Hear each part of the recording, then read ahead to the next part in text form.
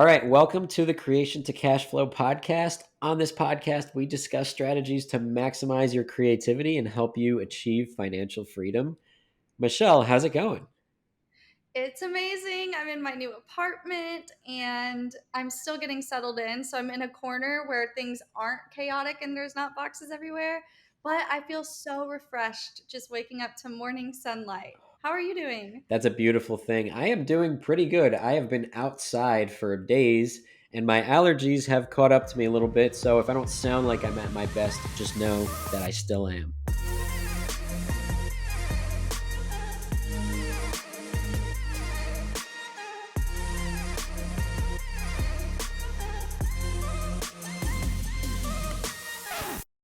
Today, we're going to talk about financial planning as a business owner. Little disclaimer, we are not financial planners and this is not financial advice. It's just our own take on finances as a creator, an entrepreneur, someone who's trying to achieve financial freedom.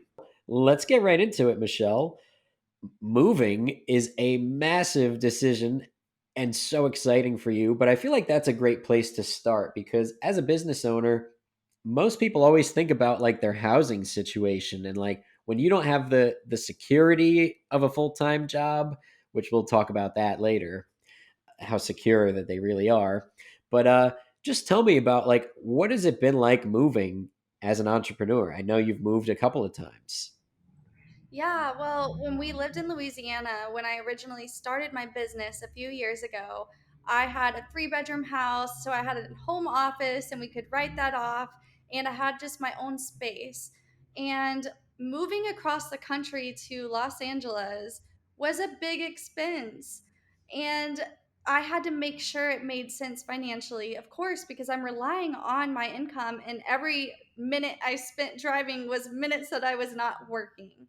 So I had to do a lot of preparation to move, but I also thought of it as the location I was going and the building I chose would benefit my business. Because as a creator, I knew I needed something with windows for lighting so I could film content. And I knew the city I wanted to be in for what I do would make a lot more sense than where I was currently. So I made the trip, and it was the best financial decision I've ever made. That's beautiful, and I feel like I could probably pick your brain for hours about like the internal turmoil of like, oh my god, we're gonna move from Louisiana to Los Angeles, and it's gonna be way more expensive and way different, and have all these pros and cons. Like, what would you say? Did you spend a lot of time just weighing the pros and cons? The amount of lists I have made, I have so many pros and cons lists that are dated, and I love looking back at them because it's just so freeing and humbling to see. But yeah, I mean, we were also thinking of moving to Nashville. So we were like pros and cons of staying in Louisiana, pros and cons of renting our house out versus selling it, pros and cons of moving to LA versus Nashville. Like so many pros and cons that I had to go through and ponder on, and me and my husband just like we had to come up with a decision because one of the biggest things I've learned from all this is that when we aren't making a decision, that's also just as bad as making one and then figuring it out from there. It's true, yet not making a decision is a decision itself, and not always the right one. I also really like that you mentioned that you still have those pros and cons lists. I'm so big. I know we've talked about this before. So big on documenting your journey, looking back on moments like that where you're just like, I don't know what we're gonna do. Is it the right decision or not? Looking back on that, I feel like it's just the coolest, most amazing thing. Like when you have actual evidence written down of like what was going through my brain at that time. So you get to look back and be like, wow, I made the right decision. Yeah, and figure out all the lessons I've learned, and it all those little pros and cons lists I've kept help me make decisions to this day because I'm like, well, it worked out this time. This is what I was feeling. I'm feeling similar emotions right now. I think this is the path that I need to take. That's another really good point too. I look back at mine all the time when I'm going to make another big decision and I'm like, well, what did I do for my last big decision? What did I write down? What was I feeling like? And then you kind of realize, oh, actually, I'm feeling the same thing I felt last time I had to make a big decision, and it all turned out great. So what am I so afraid of? That's literally what we just did this past week with moving to our new apartment in Los Angeles. Like moving from a one bedroom paying 4210 a month to a two bedroom paying 8 grand a month. It's like, well, it worked out first when we moved from $1,100 of our mortgage to a 4,000 plus apartment. So why not just do it again? It worked out so well last time. And we did spend months wasting time looking at all these houses, touring all these other apartments when I knew where I wanted to be. But it was so freaking scary moving into something so much more expensive than we've ever had to move into. It's just way more money than we've ever spent on rent before. So it was scary, but we were like, you know what? Looking at those little lists from the past, let's just go for it and see what happens. That's so inspiring. It really is. All right. So I guess a good question now to follow up would be, how do you decide as an entrepreneur how much money is okay to spend on rent and living expenses? Like, what are the things that you need to ask yourself before moving into a new place when you're an entrepreneur and you don't know how much money you're going to make every month? Yeah, well, because of the home office thing, like I'm not having a lot of overhead costs as a creator because I'm not renting out an office space and I don't have all my filming equipment in a very tight security office space. It's my home. And so I can only write off a percentage of that. And so if I'm going to be writing off something regardless and it's going to be my home office, what environment and atmosphere will help me thrive with what I'm doing? That is the number one question. That's why natural light was so crucial to me because I'm here every day. I rarely leave because everything I have is at my apartment. So moving to a cheaper place with no windows and nothing, it wouldn't matter if I was going to an office every day and I was like my husband working a job. But I had to think, what is my current situation? What is going to help me progress? And what is honestly an investment? It's all about the investment. The people in my building are amazing. And I feel like this is exactly where I'm supposed to be. So I'm thinking of it as an investment, especially because the content I can create work really well with a lot of brands branding. And so I think of it like that. It's not just because like, oh, I want this, this will be fun. It's like this will help me get one step further in my career. Yeah, I mean, that's beautiful. And you're so right about the environment too. Like, you are a product of your environment. So if you're surrounding yourself with all of the tools that you need to succeed and do better as an entrepreneur, you're going to end up making more money and doing more with this space than if you put yourself in an environment that was cheaper and you think you're going to save money in the long run, but you don't have the tools you need to succeed. You don't have the lighting. Like, something, it may sound silly to some people that aren't like as deep in the content creation world, like lighting. Come on now. But you have no clue as a content creator. Natural light is like the most valuable thing we can get our hands on some days. So the fact that you've set yourself up now for more of that and a better view and all of these things that are going to not only inspire you but allow you to do better, more impactful work, it's really cool. Yeah, I totally agree. And again, going back to the whole like, if this wasn't my career and wasn't even the content that I do create, it wouldn't matter.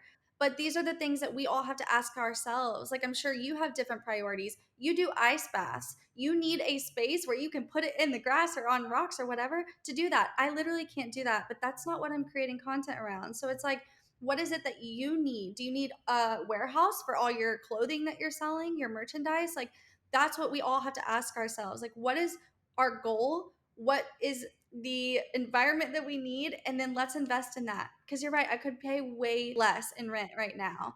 But I think that it's actually costing me more to do that. You're totally right about that.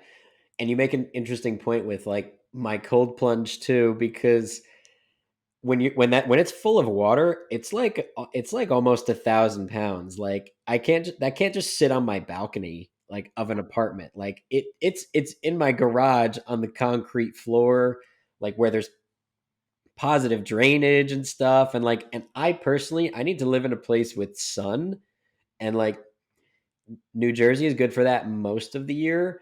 But in my mind, I'm always thinking ahead, and like in terms of living situations, I'm weighing the pros and cons of like living in different areas of the world. Like, New Jersey's not a very cheap state. Like, I think California, New York, and New Jersey, I think those are the three most expensive states to live in. I feel like Vermont might also be one of them. For some reason that's in my head. I'm not 100% sure about that. But I know those are like the top three. So I want to kind of pick your brain about like cost of living in different areas of the world because we kind of just got your take, I guess. And like LA is really expensive, but it comes with so much. It comes with so many benefits. So just touch on those a little bit more, like why it's worth the money. Again, the opportunities for what I do are incredible. And also just the way I'm wired, I need natural light. I need inspiration to drive and fuel my creativity, which comes from beautiful views of downtown Los Angeles and mountains. And so it's like, for me, I feel like the cost of living, it was almost costing me more to live somewhere that I did not feel my best self. And that has been proven time and time again. Like, we came to Los Angeles, we had $30,000 in savings that came from selling our house, which we were like, okay, that can get us 3 months in LA.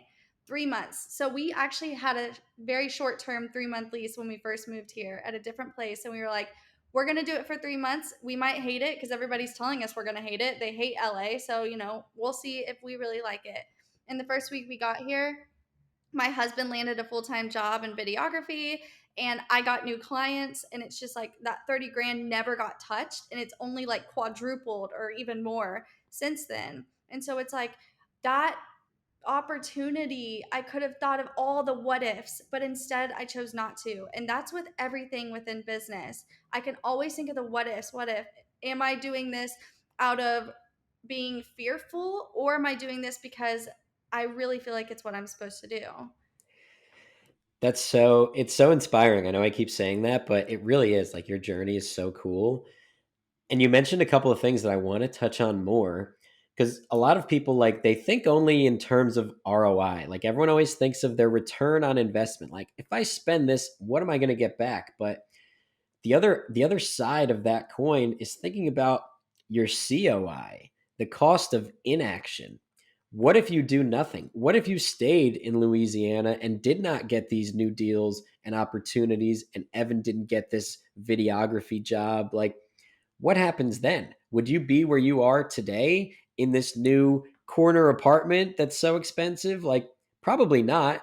And it doesn't mean that you wouldn't still be really successful and still be doing something you love, but you need to also think about the cost of inaction. Like, if you don't set yourself up in an environment that's going to allow you to succeed, you actually might be losing more money than you think you're saving in the other side of it. So, it's an interesting thing to think about. That is so powerful. I agree. And the thing is too, it's like I can't even imagine being back in Louisiana because I my time was up there. It wasn't where I was supposed to be. And I could have easily let fear take over because it is so much more expensive, but it was almost so much more expensive that I couldn't even compare the two because it was just so wild and out there that I was like, I was making 15 an hour at my old job and he was making 14.42 an hour. So it's like this was like a huge leap for us. And we were relying on my income. So it's just like we could have had inaction and stayed in our house and had babies right away, but that wasn't what we felt we were supposed to do.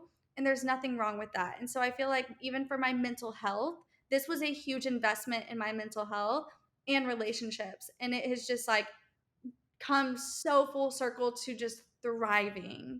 That is so cool. That is really so cool. I'm kind of going through like this constant pros and cons list of where to live next myself too. And like I'm always thinking of like cost of living in different areas of the world. Like a lot of content creators end up moving to like Central and South America because let's say you're making $100,000 a year as a content creator, like in LA, that's not getting the job done.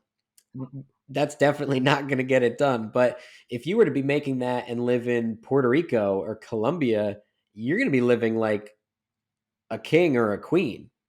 So these are also things to think about too, like in terms of your quality of life and like what are you looking for? Like for me, looking ahead, being on the beach is extremely important to me. That is something that like is non-negotiable.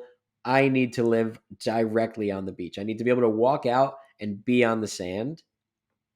And there are just certain places in the world that are going to cater better to that. So, what I want to start to talk about now is like figuring out based on what you want your life to look like, what is going to be your break even cost per month? Like knowing what is the bare minimum as an entrepreneur I have to make every month and what is my goal income every month? Because I'm sure you have those two numbers, especially given your new situation. I'm sure those are top of mind right now. For sure. I mean, that's important, especially to stay in a positive, confident mindset because we all have good and bad months as an entrepreneur. Maybe good and bad isn't the right terminology. Maybe it's we have good months and then we have great months. Yes. Yeah, yeah, yeah. And so I definitely have to think through like what is my bare minimum because of my rent situation. And I never want to have to dip in savings or be in a situation where I can't pay off something. Like I don't ever want to get to that point. I want to keep my great credit score. And so I I have my bare minimum, but it's also important to have stuff tucked away and saved. And so knowing like our 3 month $30,000 thing was our break even was like, okay, well, I at least want to make enough to cover my rent plus all my bills and buy food. And whatever that was, everything on top of that would go into savings. Yeah, I would have figured you have good advice on that, and I was definitely correct. Like knowing those two numbers is so important, as well as having that nest egg that like as an entrepreneur, you can't just let's say your goal is to make $8,000 a month, but you need to make five to break even. If you don't have money in your savings, you really, unless your business is like showing very promising, like 6 month results, like really good growth and sustainability, you are going to have a ton of pressure on yourself, not in a healthy way. Like, not in like the your best successes come when your back is up against the wall. Like it's going to be like, no, like if I don't close this deal, I don't eat this month. And then like you're not going to show up as your best self in meetings and when you're talking to people trying to find yourself clients.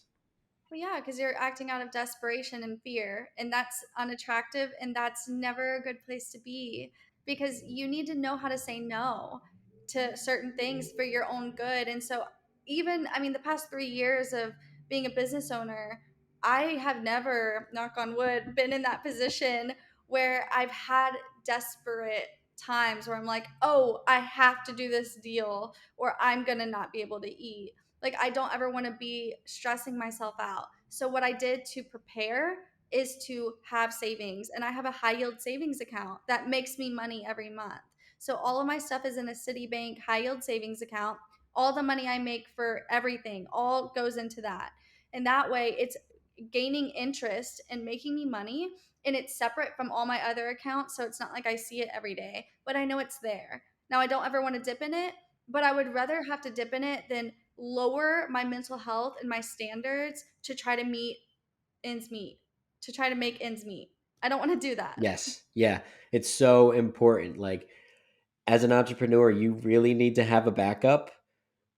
And I think the usual advice people give is 6 months. You need to have 6 months worth of like your rent and all your utilities and expenses and cost of living.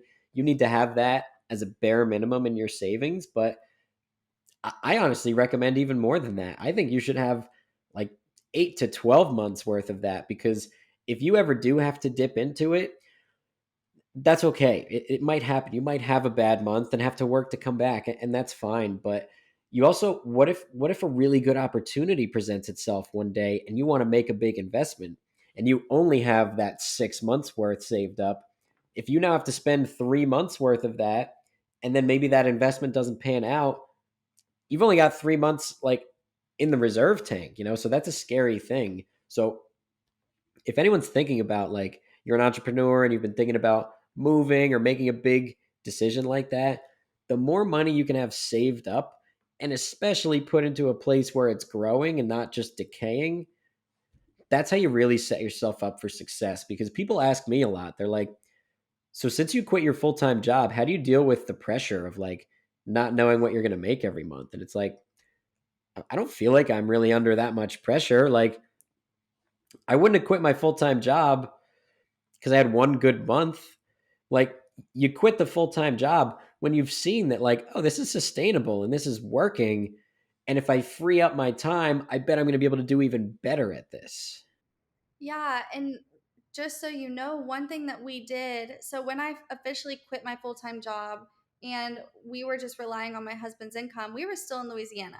So every single thing my business was making, I would use things for business expenses, but I never took money out of that account. I never paid myself until January 2023. So almost 3 years without a paycheck. But it's because all of the expenses were coming out of the business account and everything else was being saved so I could invest in hiring people in the future, so I could invest in more equipment.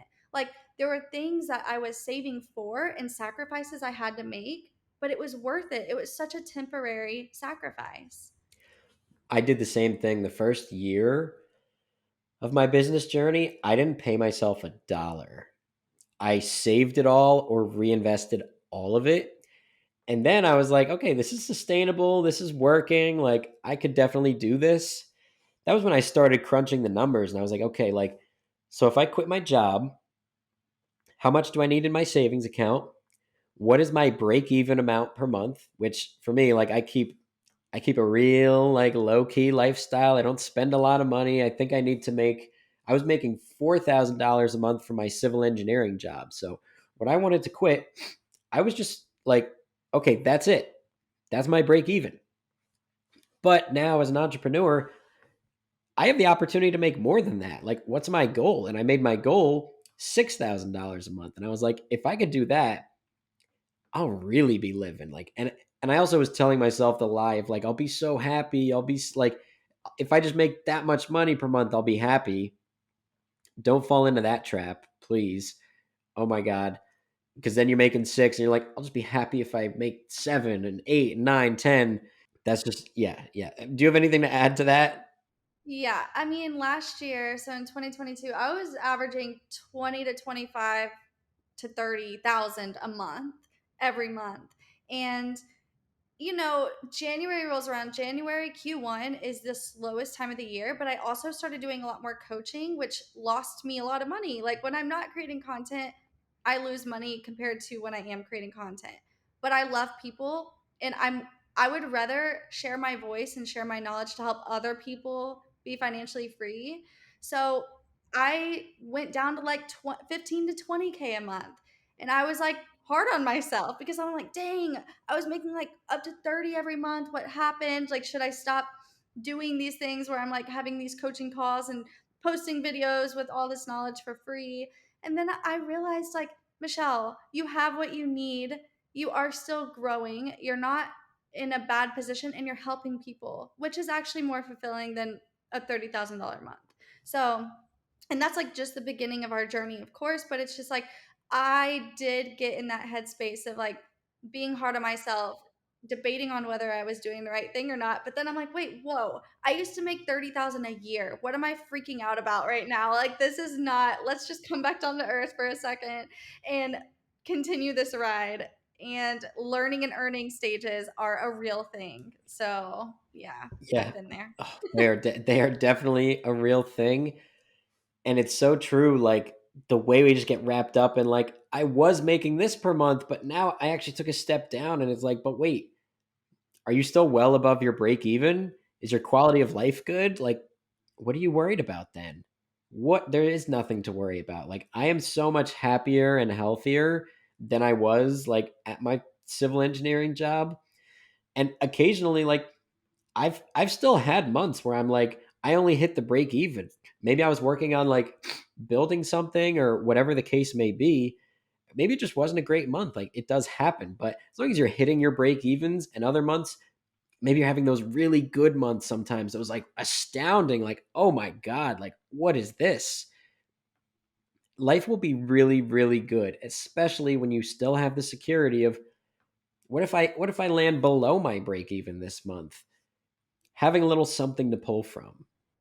Absolutely. And that is something we all have to remember. Like, yes, we can shoot for the higher numbers. And I do like doing that because it's very motivating to do something I'm not used to doing. I love being uncomfortable. We've talked about this so many times.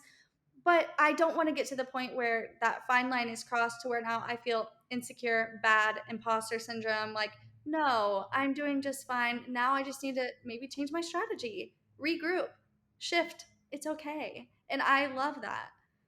Yeah, you're definitely right. And I think another good thing to talk about is like lifestyle as an entrepreneur. Like when I was first getting started, a lot of entrepreneurs tell you they're like live like a college student when you're first getting started. Like keep your expenses incredibly low so that you can save and grow. I think Mark Cuban says that.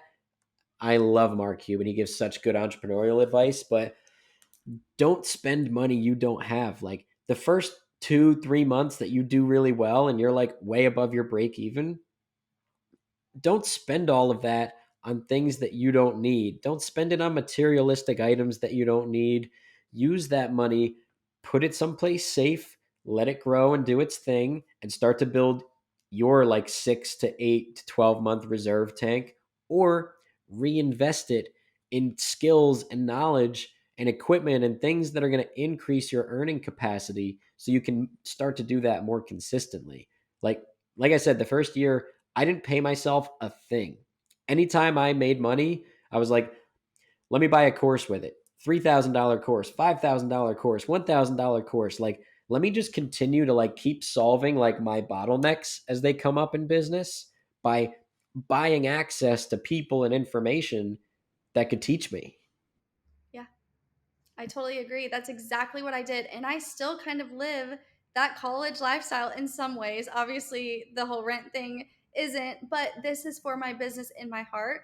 But I think that it is important to say if your personal finances aren't great, maybe get those in line first and figure out how to properly manage the tool of money, because it's just going to make your entrepreneurial journey so much easier. Like because we started out our marriage with making no money, we learned to really live off that and thrive off that. And so like even though we have more money now, we don't act like we have more money now. We don't go buy all the Chanel purses. We're not constantly on vacation. Now, if that would make me happy and I wanted to do those things, sure, once in a while, great. But I mean, I don't really do those things. And so it's like, if it's not a business expense in my head and it's not an investment, I don't think it's worth it right now. I'm not to the point where I would feel comfortable even wanting to do that, and it doesn't bring me true joy. So, I mean, like I said, I didn't pay myself either. Investing in courses, coaches, mentors, a good CPA. Oh my gosh, can we all just give it up a moment of silence for having a good CPA? We need that so you don't end up like I was last year. But yeah, That's a really good point. Yet a lot of people are scared to start businesses because of taxes. Like they're so scared of the word taxes and the things that come with it. But taxes are way scarier when you're an employee, because when you're working for someone else, every dollar you make, they're taking a lot of it. Versus when you own a business, like the tax system is set up for business owners to really thrive, because you're not taxed on how much money you make alone. You're taxed on how much money you make minus the ordinary and necessary expenses to run your business. So if you, for example, like you just upgraded apartments and now you're going to have like a dedicated studio essentially. So even though your rent is more, you're going to be able to write off much more than you were in the last apartment. So in a way, even though you've doubled the price of rent, minus the write off, like you're actually not going to be paying a whole lot more.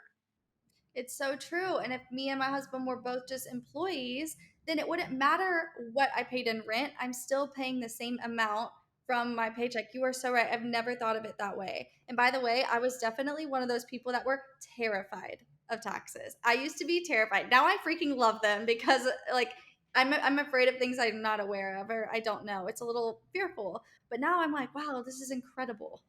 I was the same way, honestly. I was definitely scared of them. Not so scared that I didn't get started, but I was like, uh oh, that feels like it's going to suck.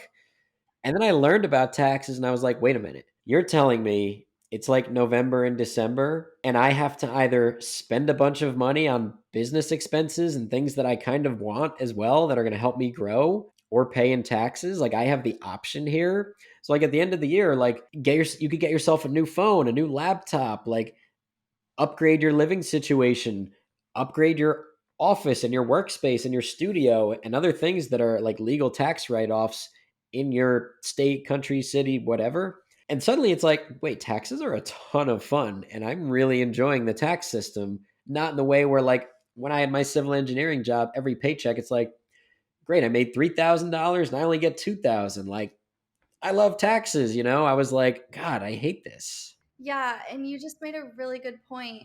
Whenever it was the end of the year, I actually grew to love the way that it is set up for business owners because it almost forced me to invest in an employee. It forced me to invest so I could grow. Like it made me invest in better equipment.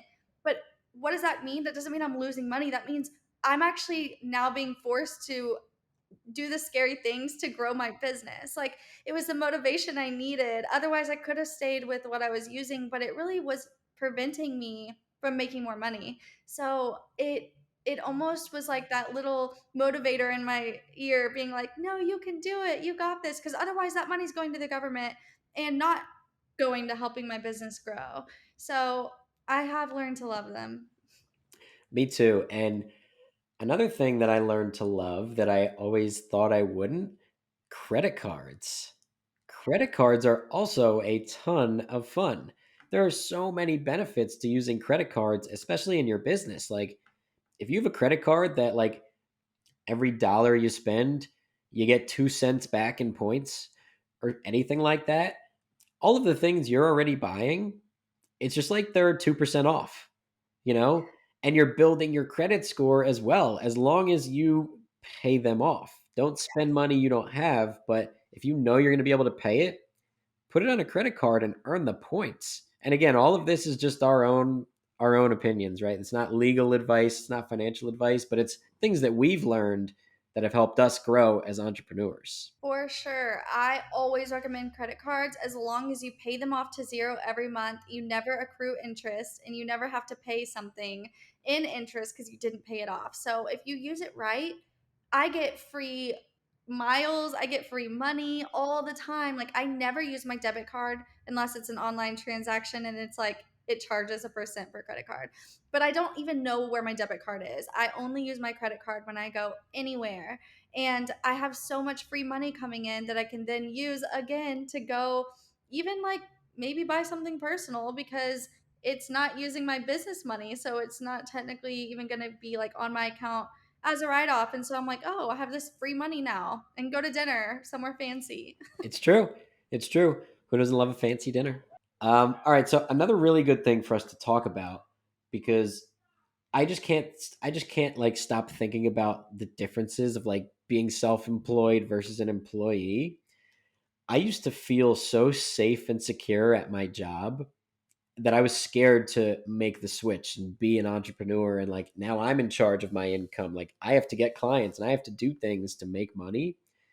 And it wasn't until I made the switch that I actually started to realize, like, wait a minute, like my actual job was not safe and secure. Like I just had this false sense of security because I knew every 2 weeks that a paycheck was coming. But if that business started to not do so well, I was the first thing getting cut. Like they weren't gonna like switch the printer ink they're using to start saving money. Like they're cutting me, the employee. So what are your thoughts on this, Michelle? Yeah, I totally agree. It's that false sense of security that I feel like I was raised knowing or at least thinking that having a job was security. But they can easily switch your job role, your job title. They can, like you said, go under. They can be bought out and no longer need you. If you're in marketing, that's basically the first department to go. And so it is that eye opening moment when you're like, I want to be in control of what I'm doing and really investing in my skill set. Because if all my clients' business go away and they no longer need creators, I at least still have my skill set, and there are people out there that do need creators. So, it actually, I mean, it is like a safety thing, and I do think that a lot of people love having a job, and I love that. Like, my husband loves his job, he loves getting his paycheck every 2 weeks, and I love that because that is, like, his security, but, like, I feel like investing in myself and my skills and my knowledge is a lot more safe than relying on somebody else to hire me or to have that job for me. And I agree completely because like at my job, I was so underappreciated. Like there was so much I wanted to bring to the table and do. Like there's this exam that you could take once you graduate with an engineering degree that like it gets you this certification, and then if you work for 4 years you could get your license, to put it simply. And I have that certification, but most of the people I worked with didn't, and some of them were older than me. So I like approached my boss because I had already been like I'd started to get into the coaching space, and I was like, let me see if I could apply this at my job. And I asked if I could like create a course and like a study group and help people get this certification, and they were like, yeah, you could do it, but like we can't pay you for that. And I was like, well, I'm not going to do it then. Like, that does not sound fun. And then I started thinking more, and I was like, I need to just go all in on myself and like developing the skills to do this on my own. And even after I quit, I always knew I'm like, I have so many high income skills now. If I need to go find a job, I could get one way better. I could get something a million times better. And even if I don't want to, maybe I just want to keep doing what I'm doing. Like I'll get a little part-time job. I'll go be a server at a restaurant or just do something silly. I'll go teach extra yoga classes. Like I'll go do more outreach. I'll go do more side jobs. Like, and that was when I kind of realized that working my actual job was not safe and secure at all. Building yourself up and your own business and your own skills, that's what's safe and secure, because now you're high value and you have increased your earning capacity. So I definitely don't miss my 2 week paychecks anymore. The only thing I missed was like seeing that deposit hit, but I didn't miss seeing the taxes come out. I definitely don't miss spending 50 hours per week in a cubicle. And it makes me sad thinking about the people that are still working there that I really came to know and love. But at the same time, like, you got to do what's best for you. Don't go down with a sinking ship.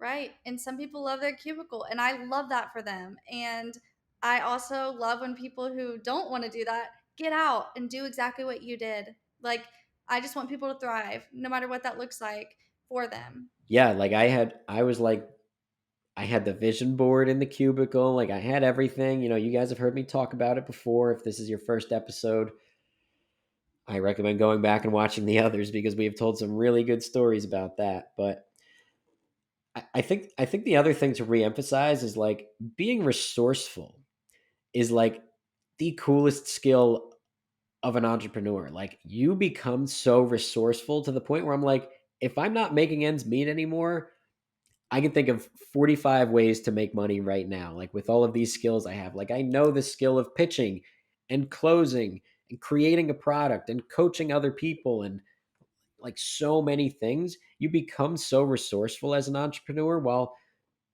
at least in my case, at my actual job, like I was losing my resourcefulness. They were like turning me into like a one trick pony. Like I could only do one thing. I tried to coach, I tried to like become a leader there, and they didn't want me to. And I was like, y'all are going to miss me when I'm gone.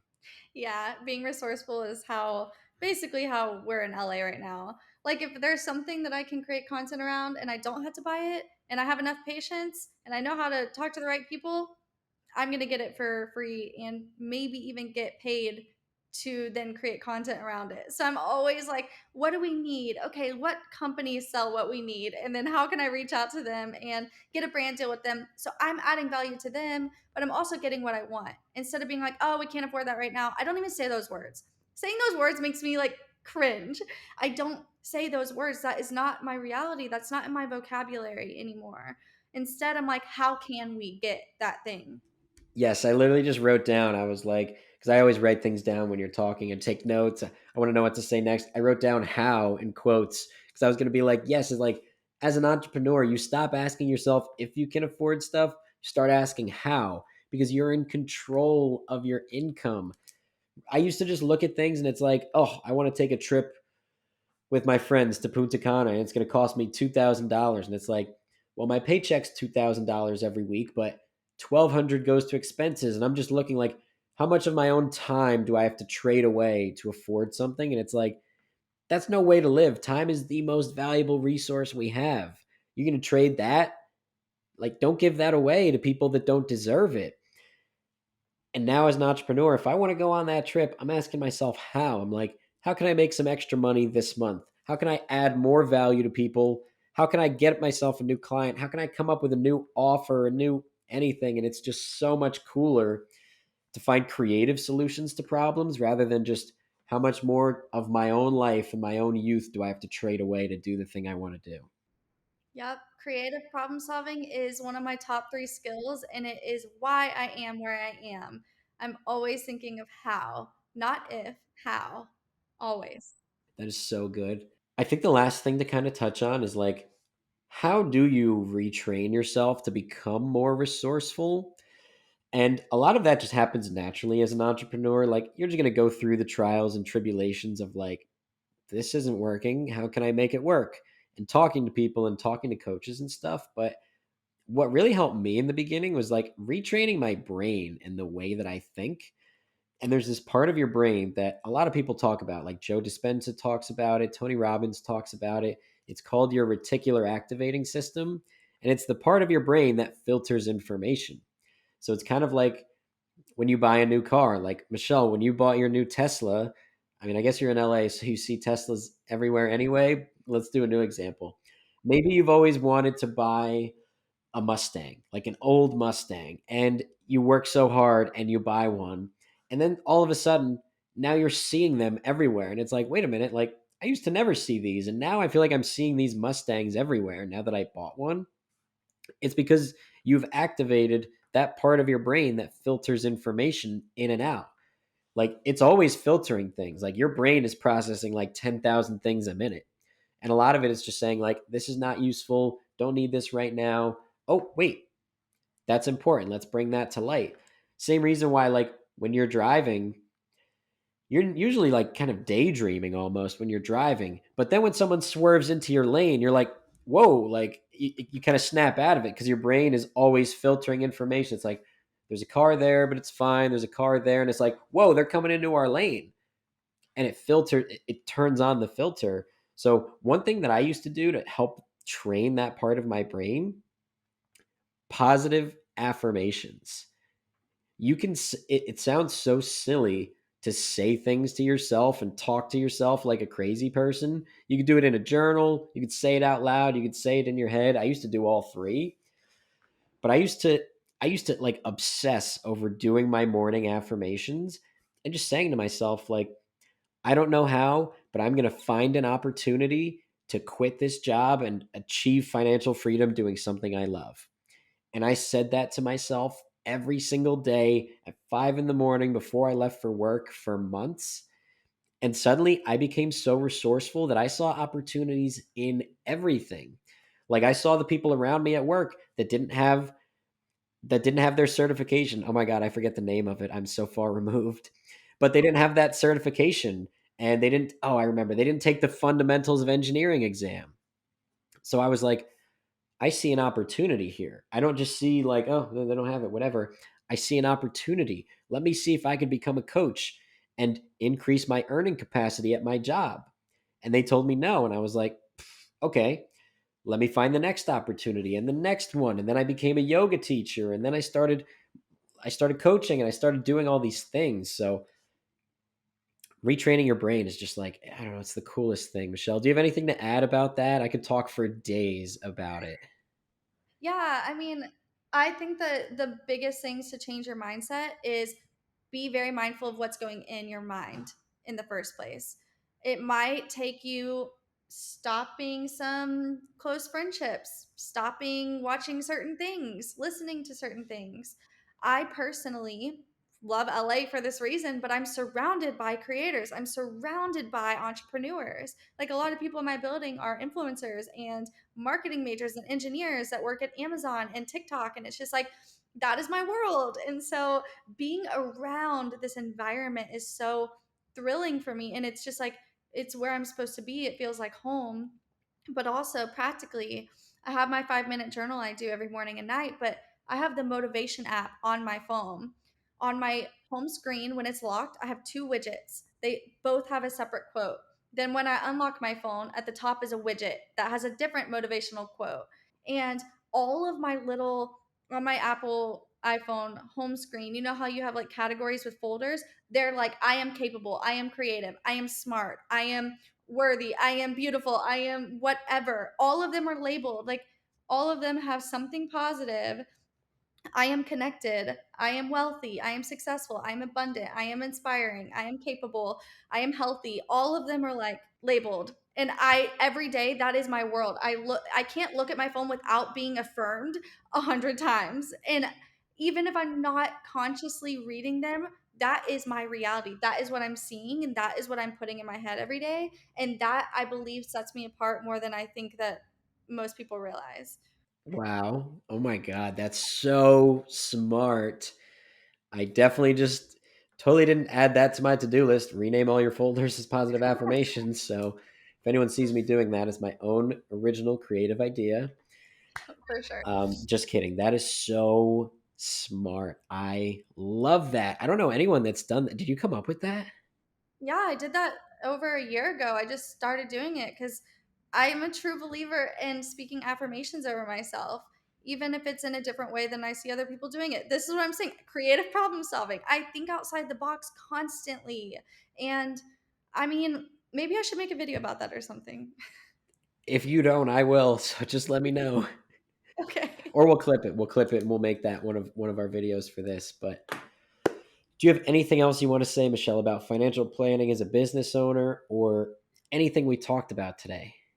We didn't talk about much financial planning practically, but a lot of mindset financial planning, Yes, I guess you're financial right. mindset. I guess you're right. We'll title the episode accordingly. Yes. All right, I think that's all we got. So, if you guys are looking for a ton of free resources, check out the links below. You'll see my stand store and Michelle's stand store. We have so much free stuff available to you guys. Like if you're looking to start your business, make better social media content, or literally anything in any of the realms of stuff we talk about, we have so much free stuff available to you guys. Also, check us out on Instagram and TikTok. You can find me at Get Ahead with Nick. You can find Michelle on Instagram and TikTok at Michelle JH. Michelle with two L's, four E's, JH. And that's all we got for you guys. If you enjoyed this episode, rate, review, share it with someone else that you think would benefit from hearing this stuff, and DM us. Tell us the things that you want us to talk about. Give us some topic ideas. We would love that. And if you have any guest ideas too, let us know. That's all we got for today. Love you guys. Thanks for listening, and we'll see you next time.